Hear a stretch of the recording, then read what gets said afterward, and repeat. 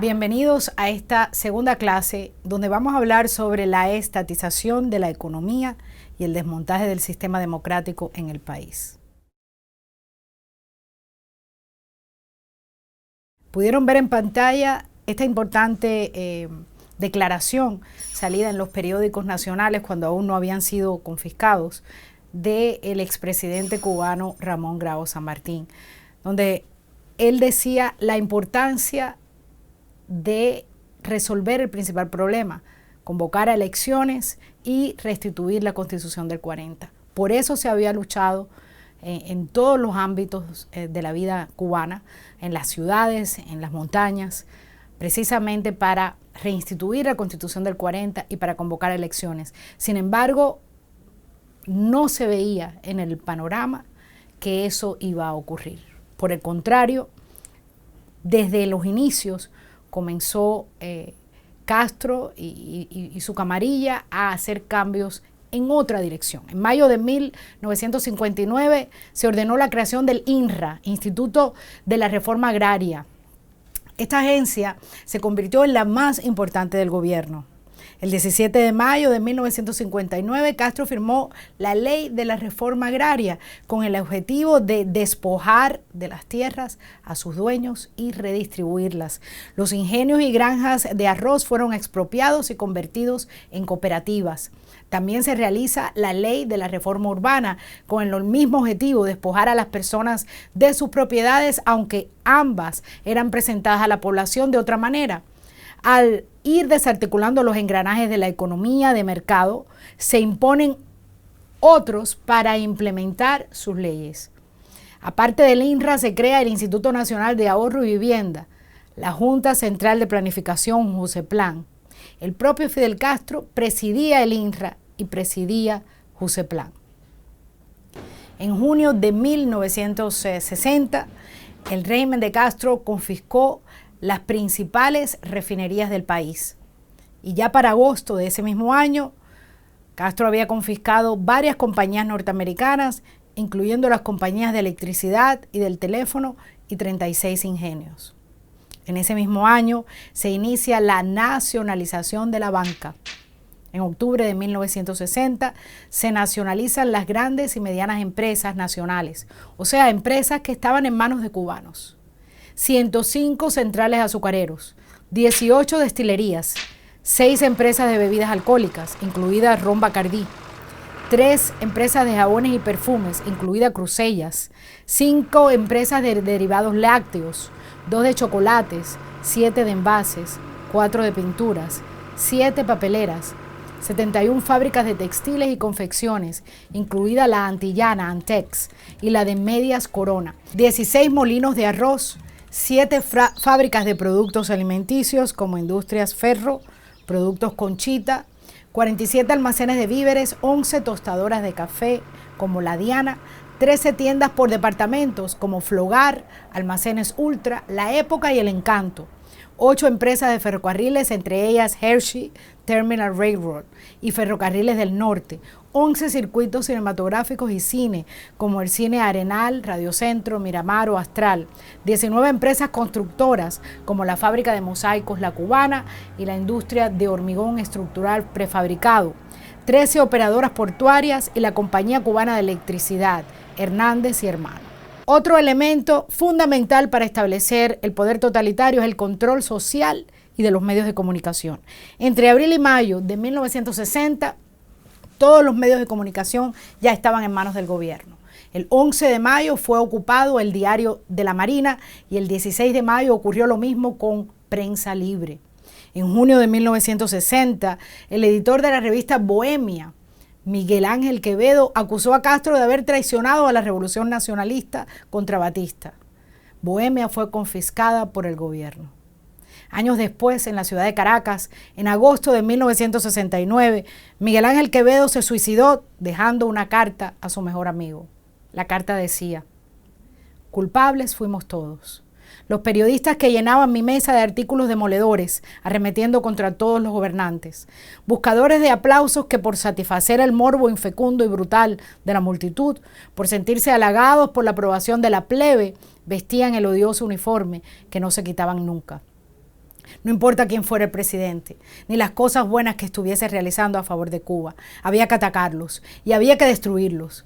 El mismo pueblo que los elegía pedía a gritos sus cabezas en la plaza pública. El pueblo también fue culpable. El pueblo que quería a Guiteras, el pueblo que quería a Chivás, el pueblo que aplaudía a Pardo Llada, el pueblo que compraba a Bohemia porque Bohemia era vocero de ese pueblo, el pueblo que acompañó a Fidel desde Oriente hasta el campamento de Colombia.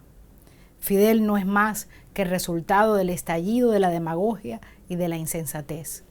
Todos contribuimos a crearlo y todos, por resentidos, por demagogos, por estúpidos o por malvados, somos culpables de que llegara al poder.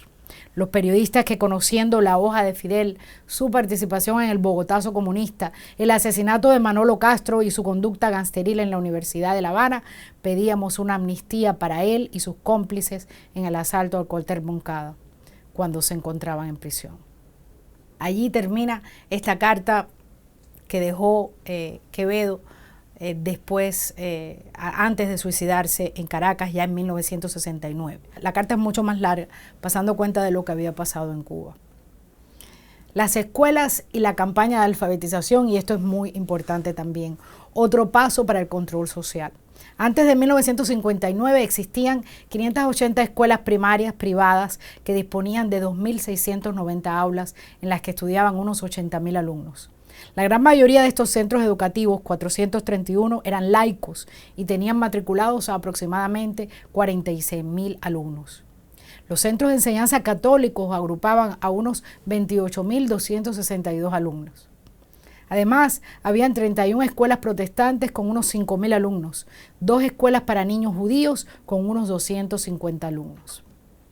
Cuando en enero de 1961 se lanza la campaña nacional de alfabetización, se movilizan miles de maestros improvisados, muchos de ellos menores de edad, estudiantes de secundaria, preuniversitario y universidad, que ni siquiera eran maestros y que además son apartados de sus padres y llevados a remotos parajes fuera del seno familiar. Esta campaña sirvió como forma de control para las familias campesinas, en un momento en el que crecía el descontento con las medidas de la reforma agraria y la resistencia de los campesinos ya se había iniciado.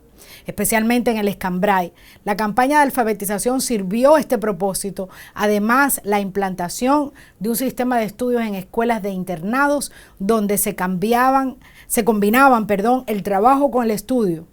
Primer esfuerzo de adoctrinamiento político a nivel nacional. A esto debemos sumarle la represión brutal contra la Iglesia Católica. El 21 de abril de 1959, Monseñor Eduardo Boza Masvidal, rector de la Universidad de Villanueva, la Universidad Católica Cubana, publica un documento en el que pide que cesen los fusilamientos y alerta sobre el peligro comunista en Cuba. El 6 de junio de 1961 se decretó la Ley de Nacionalización de la Enseñanza. Unos 350 colegios católicos y 100 colegios protestantes fueron confiscados en todo el país, junto a 2 universidades católicas, una protestante y otra de la masonería.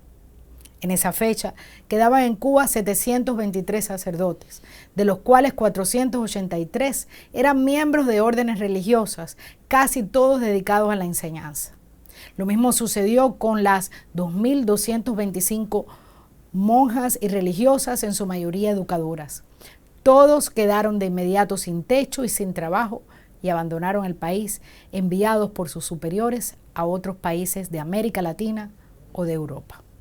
El 16 de mayo de 1960, el arzobispo de Santiago de Cuba, Monseñor Enrique Pérez Serantes, quien además había sido la pieza clave para salvar a Fidel Castro después del asalto al cuartel Moncada, publicó una carta pastoral denunciando la amenaza comunista contra la libertad del pueblo cubano. Este arzobispo, como dije, había intercedido y salvado a Castro después del ataque al cuartel Moncada. El 10 de septiembre de 1961, en la procesión por la Virgen de la Caridad frente a la Iglesia de la Caridad en La Habana, dirigida por Monseñor Eduardo Boza Masvidal, quien era el obispo auxiliar de La Habana, el régimen había retirado el permiso para la procesión que anteriormente había sido concedido.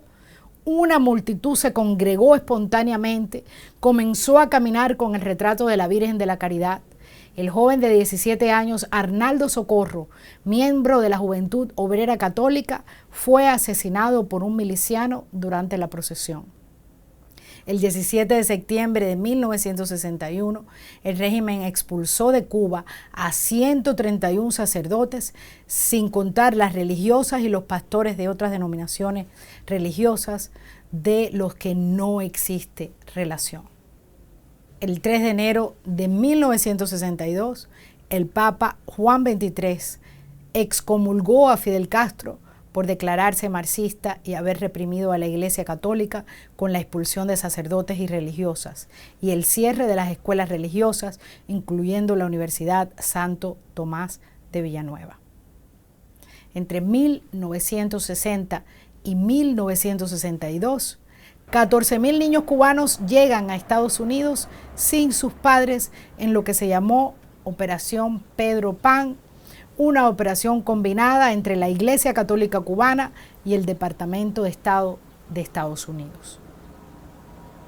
En abril de 1966, el padre franciscano Miguel Ángel Loredo fue acusado de dar albergue en la iglesia de San Francisco de Asís al autor de un intento de secuestro de un avión de Cubana de Aviación, durante el cual murió un piloto. También se le acusó de esconder armas. El padre Loredo era inocente de todas las acusaciones. Un agente de la seguridad del Estado infiltrado en su iglesia, llamado Gerardo Pérez, fue el único testigo de la fiscalía. Fue el que llevó a Betancourt al templo minutos antes de ser arrestado con cámaras y turbas. Con este hecho fabricado, el régimen de La Habana demostró que no podía aceptar a más ningún sacerdote en Cuba.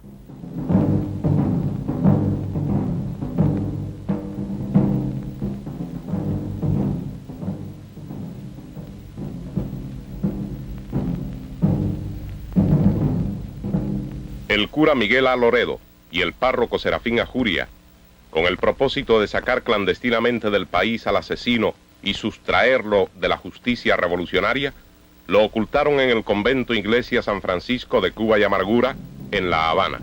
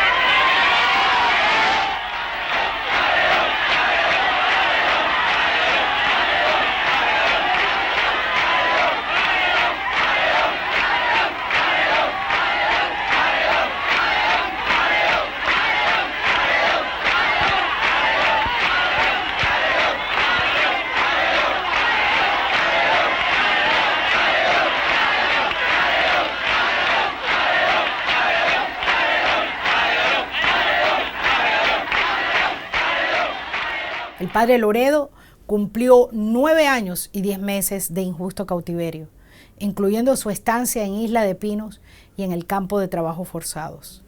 Al ser excarcelado, permaneció en Cuba hasta 1984, cuando fue obligado a exiliarse. Durante años fue una fuerte voz de denuncia ante la ONU de la violación de los derechos humanos en Cuba. Otro elemento importante para establecer el totalitarismo en la isla es la reducción del Grupo Vanguardia y traiciones. Esto es una cosa fundamental que realizó el castrismo para imponerse. El 30 de junio de 1959, el comandante de la Fuerza Aérea Revolucionaria, Pedro Díaz Lanz, envía una carta al presidente Manuel Urrutia en la que protesta por la instrucción comunista en la Academia Militar. O sea, estaban instruyendo a los nuevos militares con doctrina comunista. El 6 de julio de ese mismo año, Díaz Lanz escapa hacia Estados Unidos después de presentar su renuncia. El 14 de julio brinda testimonio ante el Senado de Estados Unidos acerca de la infiltración comunista en el gobierno de la isla. En aquellos momentos la revolución gozaba de una alta popularidad en Estados Unidos gracias a periodistas como Herbert Matthews, quien desde la Sierra Maestra había promovido a Castro. El 13 de julio de 1959, Manuel Urrutia, quien fungía como presidente del país, ratifica su lealtad a la revolución, pero expresa públicamente su rechazo al comunismo, pues había creído que Castro no era comunista, sufriendo por esto una feroz campaña de descrédito y siendo reemplazado por Osvaldo de Orticoz. Osvaldo de Orticoz sí era un comunista afiliado, desde siempre. El 17 de julio, el periódico Revolución publica con grandes letras: renunció Fidel, como una maniobra para que el pueblo manifestara su respaldo a Castro y su rechazo a Manuel Urrutia.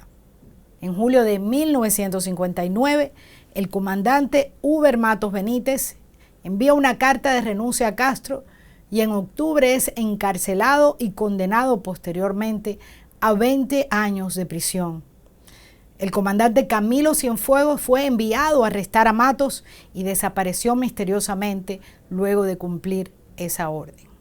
La Revolución Cubana tenía un compromiso muy claro, muy definido. Era regresar al Estado de Derecho, volver a elecciones libres, volver a la Constitución de 1940, que fue lo primero que hizo Batista cuando ya se declaró jefe de Estado, anular la Constitución de 1940 para poder gobernar por decreto. Y como cuando tomamos el poder, después de estos 7 años de reclamo por parte del pueblo, que implicaron muchos hechos, no solamente del movimiento 26 de julio, que fue liderado por Fidel Castro, sino por otras organizaciones, los auténticos, conspiraciones del Partido del Pueblo Cubano, etc. Pues, como este era el compromiso, cuando llegamos al poder, yo estaba completamente convencido, porque tenía mis dudas, acerca de que Fidel era un ambicioso, un sujeto inescrupuloso, un hombre audaz, sin principios, que había tenido el éxito de dirigir la lucha insurreccional y el ejército rebelde de la Sierra Maestra, del cual yo formaba parte y del cual era uno de sus líderes. Pero tenía mis dudas por todo lo que había visto de Fidel, discusiones que habíamos tenido, y observé, dije, no puedo estar con los ojos cerrados aquí, ya que soy uno de los principales jefes del poder revolucionario, porque aunque mi condición durante el año 59 era la de, primero, jefe desde la Plaza de Santiago de Cuba, que tomamos el 1 de enero cuando Batista huyó, y después, a los poquitos días, jefe de la provincia de Camagüey, una condición de jefe militar y político de la provincia de Camagüey. Eso fue a partir del 12 de enero del propio año 59. Pero me había ido involucrando tanto que para Fidel, según él repetía, yo era el tercer hombre en la jerarquía del poder. Decía, primero estoy yo, después está mi hermano Raúl, después estás tú, después está Camilo y después está Guevara. Somos 5 jefes principales. Los demás son comandantes de esos, de bulto, que se tienen, sí, paliaron y eso, pero nosotros somos los jefes del gobierno y del aparato político y de la revolución. Y continuamente me estaba llamando, estando yo en Camagüey, me estaba llamando a La Habana, ven que yo quiero que participes de esto, yo creo que este país estemos juntos, que hoy vamos a hacer esto, hoy vamos a hacer otro, hoy vamos a conmemorar el aniversario del asalto a Palacio el 13 de marzo, hoy vamos a estar en esto. En fin, comprometiéndolo a uno, pues yo en una oportunidad me dice, tienes que ser ministro de Relaciones Exteriores o ministro de la Reforma Agraria, y yo le daba de lado a eso porque no estaba muy seguro de que encajaba con la línea del gobierno revolucionario. Siempre le decía a él, ¿cuándo vamos a ratificar en blanco y negro para conocimiento un documento público de que la revolución ratifica su compromiso de regresar al Estado de Derecho y a realizar elecciones libres. Entonces me decía, bueno, ¿elecciones para qué? Si el pueblo nos quiere, el pueblo nos respalda al 90 y tantos %. Y veía que le iba dando larga. Es decir, que estaba con mi desconfianza. Hasta que ya a fines de marzo discutí con él acerca de unos escritos que se estaban publicando para las Fuerzas Armadas. El periódico Verde Olivo, que era para las Fuerzas Armadas, tenía unos escritos de contenido marxista-leninista. Yo me fui a ver, ¿y esto? ¿Qué cosa es esto? ¿Por qué estamos adoctrinando a los militares nuestros con filosofía marxista-leninista? Dice, eso puede ser orden de Camilo, de mi hermano Raúl. Digo, yo vengo de ver a Camilo. Y Camilo no sabe nada de esto. Pero tú eres el jefe del proceso, tú eres quien tiene que autorizar o impedirlo. Sí, eso no tiene importancia. No sé, esto sí tiene importancia. Esto sí tiene importancia porque nos estamos proyectando desde el poder como simpatizantes de la filosofía marxista. No, pero tú sabes que yo en 20 discursos lo he dicho al pueblo, no somos comunistas. Entonces Raúl y el Che sí andan por ahí con sus conspiracioncitos, sus conversaciones con los comunistas. Yo soy el jefe de la revolución y una y otra vez lo he dicho y lo voy a seguir diciendo ante las cámaras de televisión para el pueblo de Cuba y para el mundo. Y yo no soy comunista, que esto no es un proceso comunista, esto y otro. Bueno, hasta que finalmente pues me convencí de que yo no debía seguir en el proceso revolucionario. Renuncié en una carta a mediados de julio, después de la renuncia de Urrutia.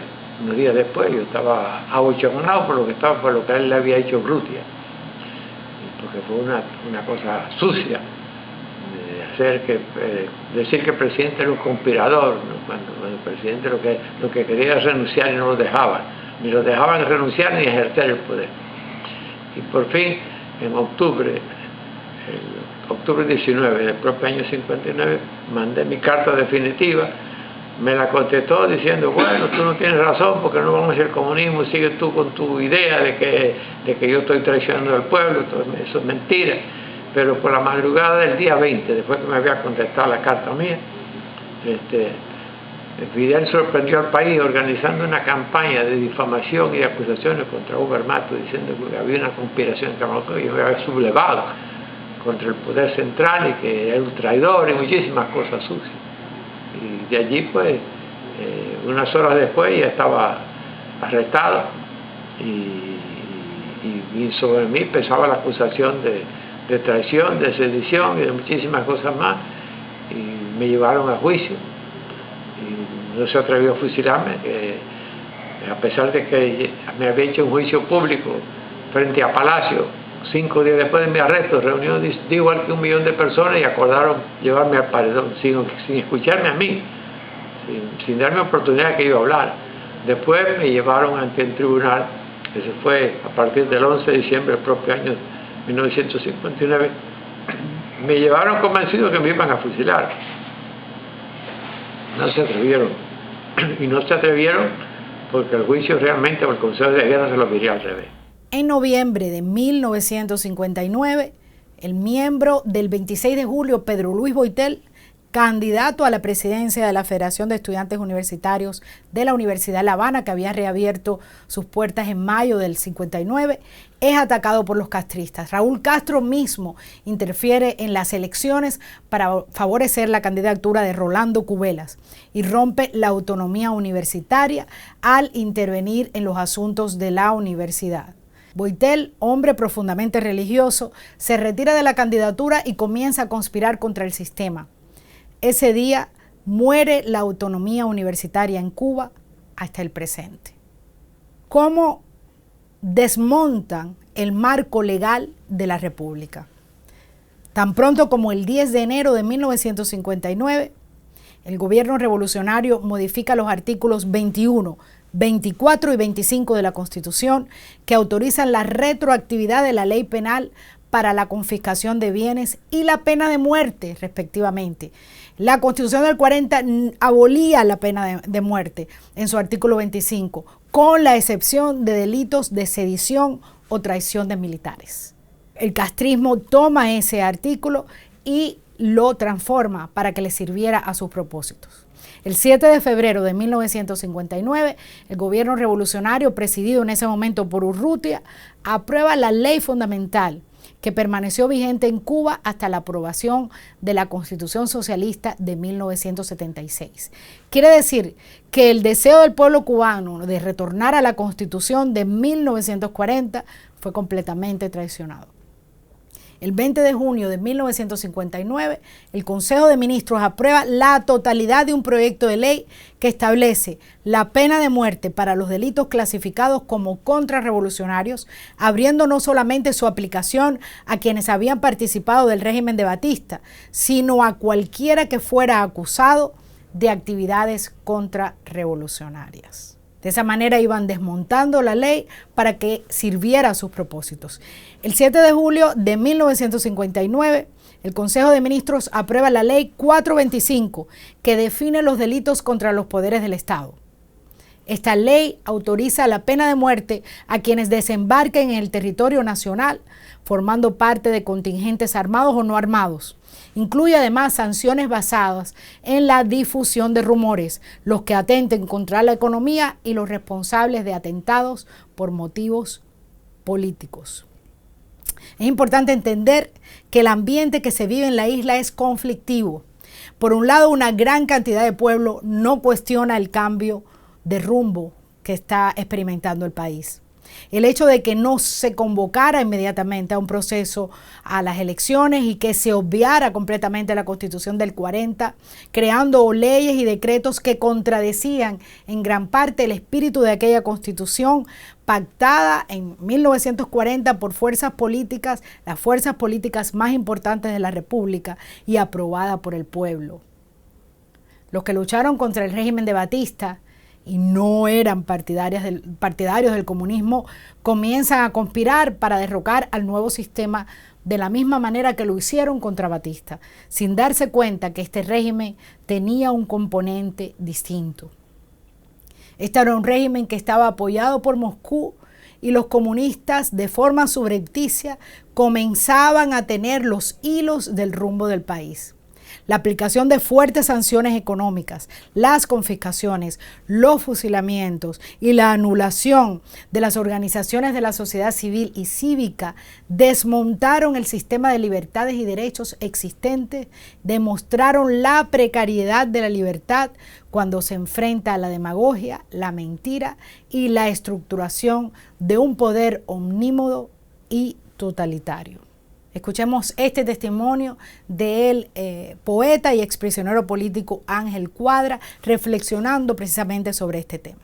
Lo que es importante plantear es que aquel proceso insurreccional, por llamarlo así, no se hizo para establecer en Cuba una dictadura marxista. Los planteamientos de los que lucharon contra el régimen o para el resultado del golpe de Estado fue, repito, el rescate de la institucionalidad.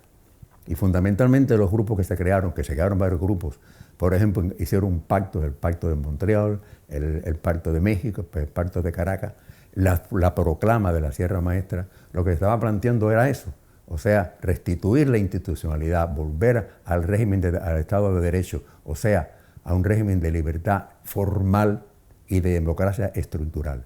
De ahí que, por ejemplo, entre las cosas yo comentaba anteriormente, uno de los documentos que es importante, y lo cito para tener un apoyo en que responder tu pregunta. Yo tengo en mis manos, conocíamos lo que se llamó la proclama de la Sierra Maestra. Esto aparte de lo que habló el directorio con Castro allá en México, cosa muy distinta. Pues en la proclama que firmaron por el Partido Auténtico Felipe Paso, por los ortodoxos Raúl Chivá y por el 26 de julio Fidel Castro, planteaba sencillamente esto, lo que se planteó para el pueblo de Cuba. O sea, una vez que cesara el gobierno actual, pues crear un gobierno provisional con miembros de todos los organismos que tomaron parte en aquella lucha.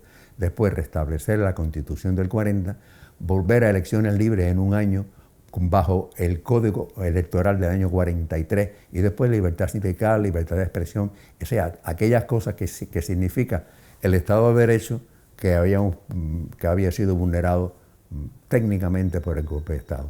Entonces, lo que nos encontramos después, que no fue así, murieron los principales líderes de aquel momento. Murió Menelao Mora, murió José Antonio Echeverría, murió Fran País, que realmente fue el verdadero estructurador en el llano del 26 de julio. Pues fallaron los intentos de alzamiento en Cienfuegos, falló el golpe de Palacio. O sea, el que quedó fuera de todo aquello fue Fidel Castro, el grupo de Fidel Castro. Y realmente se pensó siempre que era cumplir el programa que habían pedido, o sea, lo que se ofreció para el pueblo de Cuba. Y al ver que aquello se desvió, que el punto de llegada en el que se comprometió toda aquella lucha se vulneró por completo, se traicionó, porque al no seguir los planteamientos que se hicieron y por los cuales la gente sufrió muerte y fricción y todas las cosas, era precisamente para eso, no para establecer un régimen foráneo traído desde otra cultura y otro punto de vista que era la Unión Soviética. Y con ese cambio, entendido realmente como una traición, nos pusimos a luchar en contra del régimen. Vean ustedes lo significativo, porque los primeros que se ponen al régimen son sencillamente los que lucharon contra el gobierno anterior. Inclusive los alzados en el Escambray habían sido miembros del ejército rebelde y muchos de los demás habían sido de las organizaciones que habían luchado en Cuba. O sea, eso que se vulneró. Nunca se dijo que institucionaríamos en Cuba un régimen marxista comunista. Yo tenía tres caminos. O me integraba al régimen y tenía posibilidades por contactos míos dentro del régimen, o me iba del país y no quería irme, o nos quedábamos en Cuba para reorientar el rumbo de la revolución. Tomé este camino, o sea, y empezamos nuestra conspiración replanteando los puntos de vista que se habían planteado en los acuerdos anteriormente aludidos y reconstruirlo así con pequeñas variantes que las circunstancias nos daban. Y eso fue lo que me motivó a ese rescate. Perdimos en ese rescate la parte de la lucha, pero en toda lucha hay dos soluciones. Se gana o se triunfa, igual que en el deporte. En la guerra o la ideología. Sí, en la parte de la guerra la perdimos hasta ahora, pero ganamos la parte ideológica. ¿Por qué? Porque dijimos que nos oponíamos al régimen porque era malo, porque la ideología no era efectiva, porque en definitiva no era lo que pedía el espíritu del pueblo. Entonces, el tiempo ha demostrado que el régimen es malo, que el régimen no resuelve lo esencial, o sea que teníamos razón nosotros. Triunfamos entonces en el campo ideológico. Fidel Castro se definió como marxista-leninista el 2 de diciembre de 1961 en la televisión cubana. Y dijo lo siguiente: lo digo aquí con entera satisfacción y con entera franqueza. Soy marxista-leninista y seré marxista-leninista hasta el último día de mi vida. En la próxima clase hablaremos de dos hechos fundamentales en esta época: la invasión de Bahía de Cochinos y la crisis de los misiles. Además, tendremos los detalles de la purga de los comunistas y el caso de Aníbal Escalante. Una pregunta de reflexión con la cual los dejo: ¿por qué consideras que el pueblo cubano apoyó la instauración del comunismo en Cuba?